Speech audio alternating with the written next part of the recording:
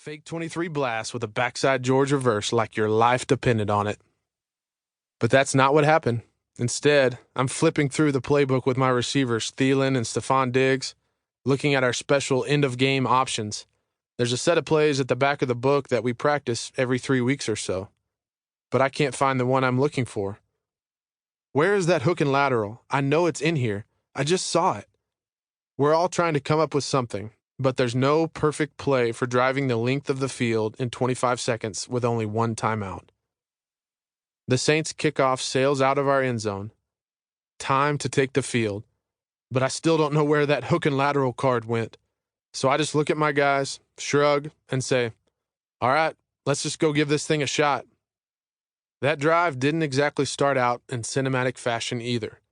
Offensive lineman Mike Rimmers, one of my closest friends on the team, had a false start on the first play. Then receiver Jarius Wright fell down on what could have been a big play. Another incompletion, and we found ourselves with 10 seconds left, sitting on our own 39 out of timeouts. Throughout the season, we'd studied how long it took to get off another play if we completed a pass in the middle of the field and couldn't get out of bounds. Was it 12 seconds? 15? There's no way 10 seconds was enough. Being in the huddle with my teammates has always been very special for me. I still get chills thinking about having 10 other guys locked in on my eyes, listening to every word that comes out of my mouth. Your world may feel like it's falling apart. Fans are yelling, coaches screaming, the defense talking trash, but in those 10 other guys, you can see trust, respect, and love in their eyes.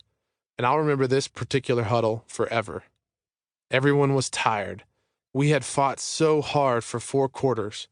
My receivers had run several deep patterns in a row, and they were gassed. The offensive line had been holding back guys like Cameron Jordan, a 3-time Pro Bowler, all game. I told the guys the only thing I could muster. This is it.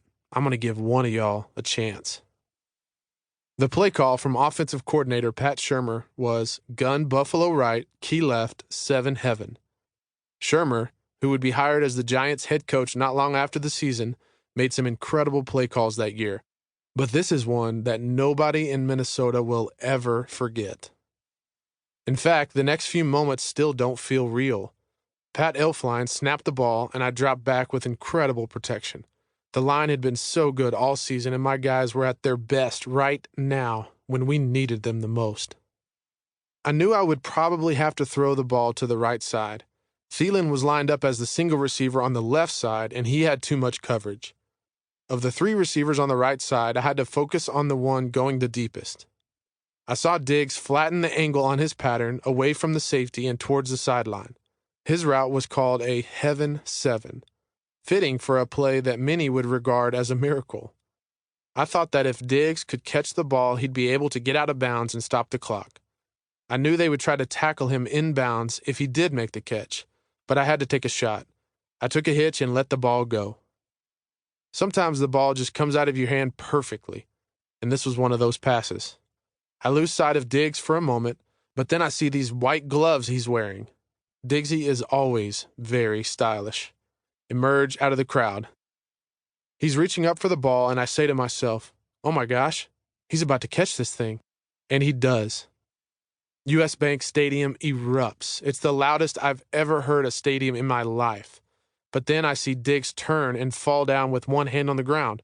Oh no, get out of bounds. Whatever you do, get out of bounds. I've watched the replay several times since, but I honestly still can't tell you exactly what happened next. In the moment, I didn't see Saints safety Marcus Williams go for the tackle and miss completely. I assumed there were other defenders back there. I didn't know that nothing stood between Diggs and a game-winning score. Everyone remembers the rest. Diggs streaked down the field, straight into the end zone, threw his helmet, and the place went crazy. I couldn't believe it. Is this real? Did this just happen?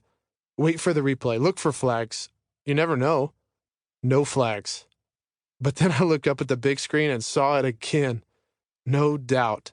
Touchdown. Go back to the video and you'll see me running up to my teammates and yelling. Once again, these were not the words a Hollywood screenwriter would choose. They weren't words at all. Ah, yeah, ah.